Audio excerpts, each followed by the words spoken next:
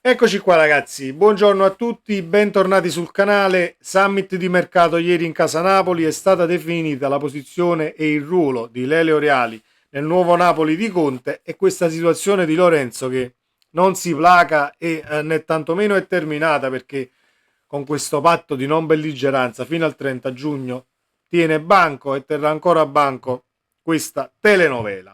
Detto ciò, fatemi sapere cosa ne pensate qui sotto nei commenti, iscrivetevi al canale per chi passa per la prima volta sotto questo video, attivando la campanella delle notifiche, passaggio importantissimo per restare aggiornati a livello cronologico. E poi fa tanto piacere al sottoscritto vedere crescere comunque il numero di iscritti e l'attenzione che c'è sul mio canale. Ovviamente andiamo ad analizzare i punti che vi ho appena elencato. Partiamo dalla posizione di Lele Oreali.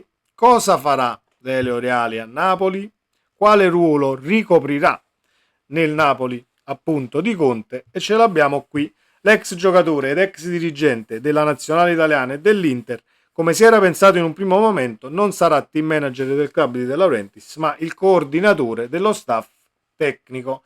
Prima di sparare a zero, perché ho già letto alcuni commenti, perché De Laurentiis non la vuole la figura del team manager, padre padrone, eccetera, eccetera. Andiamoci con calma, andiamo a vedere di cosa si occupa il coordinatore dello staff tecnico. Allora, questa tabella che vi ho messo in sovraimpressione non è altro che, diciamo, eh, lo staff tecnico, la composizione di uno staff tecnico di una società di calcio al giorno d'oggi.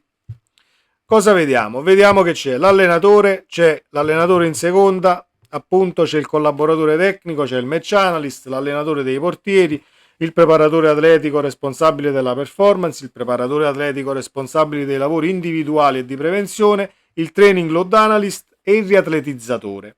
Quindi questa è per sommi capi la composizione dello staff tecnico di una società di calcio odierna.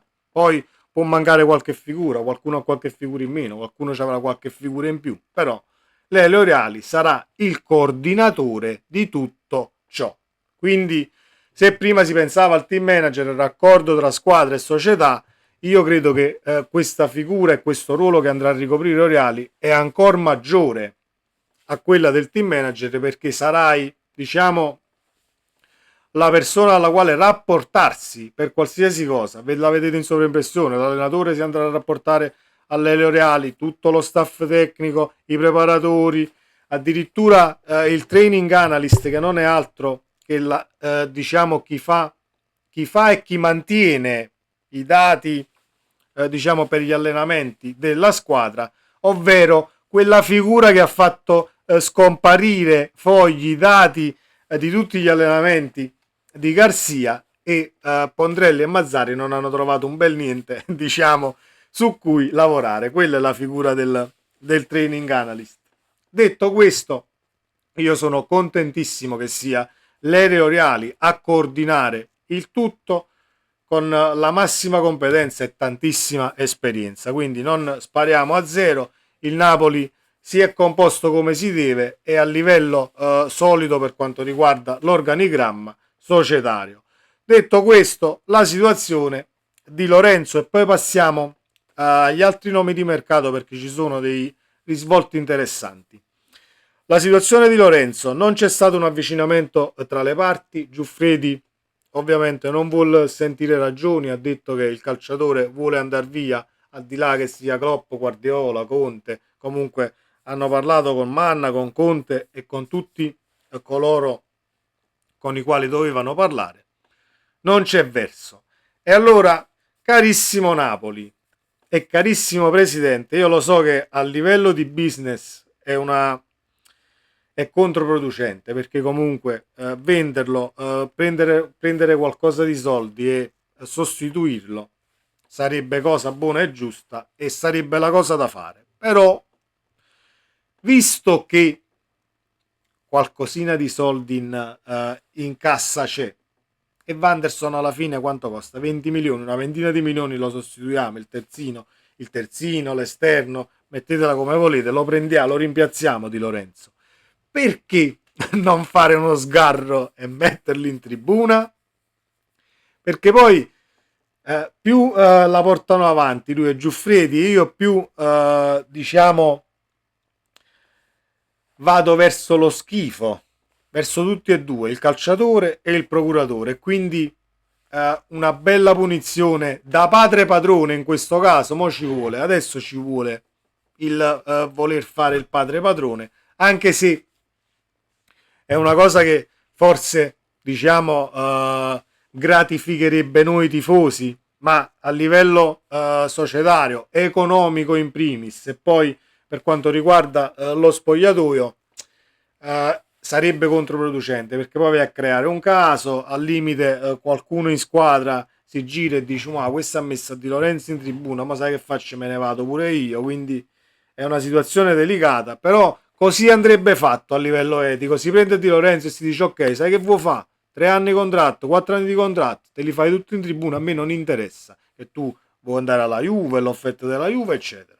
Molto semplice. Poi, se vogliamo analizzare l'offerta della Juve è 18 milioni, perché la Juve si è spinta al massimo fino a 18 milioni, allora cerchiamo di venderlo da qualche altra parte e fare qualcosina in più, perché credo che per Di Lorenzo si possano chiedere tranquillamente 25 milioni.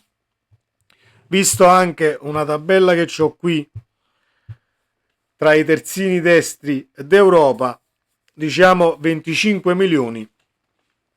Non è lo stesso calciatore, per amor di Dio, però troviamo anche Cancelo che, se non erro, al Barcellona ha 30 anni e comunque costa ancora 25 milioni. Parliamo di un calciatore che tecnicamente sicuramente è superiore a Di Lorenzo, però non voglio dire 25, ma 23, 22, comunque sopra i 20 milioni. Non accettiamo offerte, scusate, al ribasso e svendiamo, perché non è proprio il caso. Lo mettiamo in tribuna, che è dove dovrebbe stare un anno lui e Giuffredi, per capire poi diciamo come ci si deve comportare arrivato a un certo punto. Non è che tu arrivi amore per Napoli, 7, 10, 40 anni di contratto, firmi, finisco la carriera qui e poi succede quel che succede. Questa situazione ha stufato, carissimo Di Lorenzo, fatti l'europeo, vuoi vestire bianco-nero? Ben venga, mettiti quella maglia da carcerato e quanto prima pagare moneta, vedere cammello, perché il contratto parla chiaro ed è molto lungo.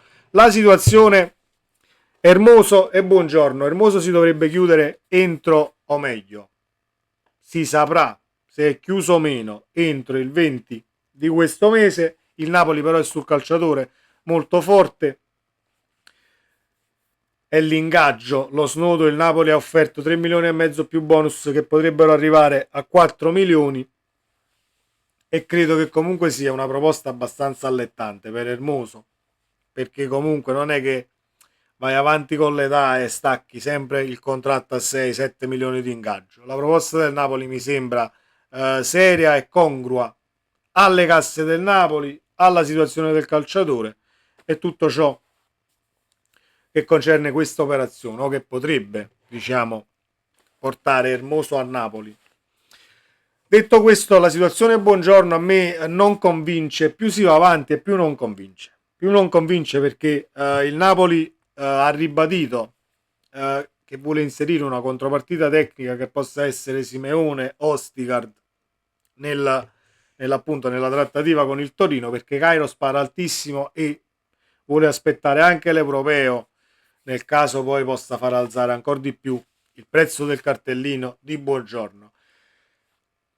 Ci sono alcuni addetti stampa che le stanno dicendo troppo grosse, ovvero ho letto Buongiorno, non scherziamo, è il nuovo Nesta italiano. Allora non facciamo questi paragoni con per me mostri sacri della difesa, perché Nesta per me resta un mostro sacro della difesa in Italia. Buongiorno deve ancora dimostrare, lo può diventare, per amor di Dio, non sto dicendo che non lo possa diventare, però a fare questi paragoni adesso per poi far lievitare ancora di più il prezzo, perché siamo noi a comprare, perché quella è la verità, è che quando siamo noi a comprare, chi lo sa perché, ma da 35 si arriva sempre a 50 milioni per un calciatore, ma questa è carta conosciuta e sappiamo come vanno queste situazioni, io non esiterei nemmeno un minuto nell'andare in quel di Monaco, prendere Kim, posare 45 milioni al Bayern, perché se posi 45 milioni al Bayern, Kim viene domani a Napoli, e lasciare Cairo con tanto di naso e col, come si dice, col cerino in mano acceso.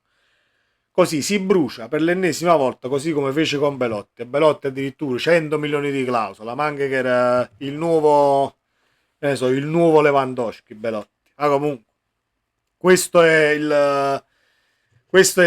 lato Torino, lo è sempre stato, e Cairo è sempre stato così. Ecco perché dico, non perdiamo tempo a far alzare ancora di più il prezzo del cartellino, Cairo se ne viene, e poi sei stato un mese appresso al difensore e va a finire che non lo chiudi.